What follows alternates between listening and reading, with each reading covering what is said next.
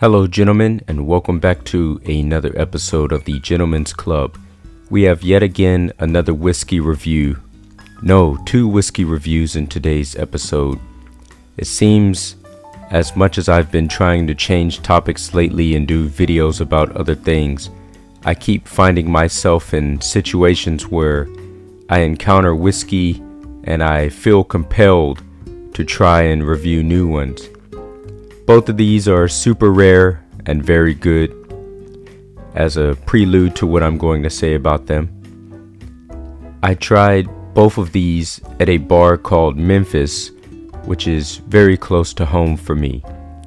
I asked the bar owner now his recommendation on what he thought of both of these whiskeys I'd be trying, and I thought that whatever he's going to tell me, based on his answer, of course, I would try the lighter one first. The first one I drank was the Hibiki 17-year-old from Suntory. I must say that although I didn't try this side by side with the Hibiki no age statement, which I already have at home and reviewed for this channel, to my recollection, this reminded me very much of that in both the taste and smell in my mind, although a tad bit better. With that said, this has been currently pushed to maybe my number 1 or number 2 Japanese whiskey at the moment. I would have to try it side by side against the Yamazaki no age statement to attest to this being the best in my book. Without knowing what to expect, this is what I got out of the whiskey. On the nose, it had a fruity smell, and when I drank it, it had a smooth taste that went down easy.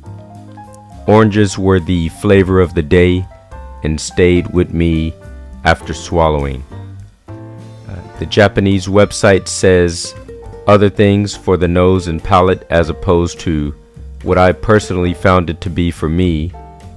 The Japanese website says for the fragrance, you're going to find roses, jasmine, peach, melon, butter, vanilla, and an incense smell. And it says for the flavor, custard cream, milk caramel, fancy sweetness, light and smooth.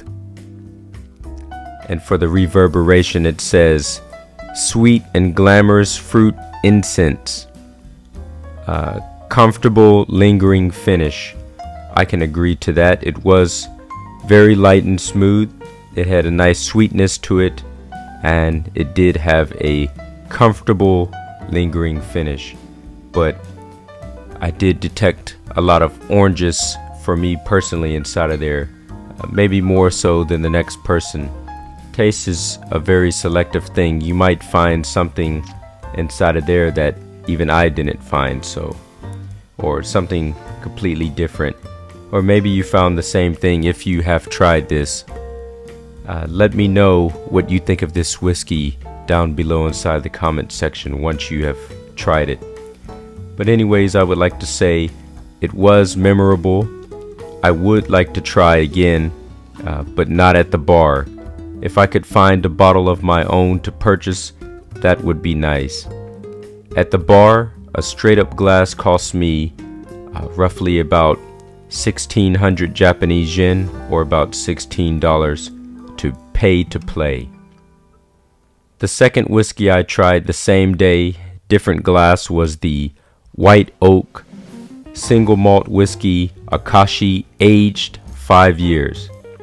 The bar master now said this bottle was super rare, even more so than the Hibiki 17-year-old. This was not just any old age 5-year Akashi. No, this was the Oloroso Sherry Cask version, 500 milliliters. It even told me on the bottle what cask I was drinking. My cask number was 1484. This whiskey is maybe cask strength, and it is very powerful at a whopping 55% ABV, alcohol by volume. It's non-chill filtered and non-colored, which is a good thing. On the nose, it obviously smelled very sherry. I believe I wasn't impressed much. I just didn't know what to expect. I put a spoonful of water in the glass, but it definitely needed more. A mistake I made that I'll tell you about later. When I drank it, it was very heavy, very sherry, and also very good. You could chew this one very nicely and had an aftertaste that stayed with you long after swallowing. It was definitely the better choice to try this one second. I did notice it paralyzed my tongue a bit after. The first time that has ever happened to me drinking whiskey, which is why I said better to put 2 spoons instead of 1 of water to help dilute it better. In the end, it was very good. I would like to try again, but even more so, I would like to buy a bottle if I could ever find it. This was the 4th Akashi whiskey I've tried. Well, that was my review of these 2 very fine whiskeys, Japanese whiskeys. Sorry about the looping photos. After taking them, I tried to record some video footage of me trying the drinks, but unfortunately my camera battery was on 1% at the time and it became exhausted, so no chance for video. I'd like to thank you gentlemen for watching as always. Please drink responsibly, and until next time, keep it classy.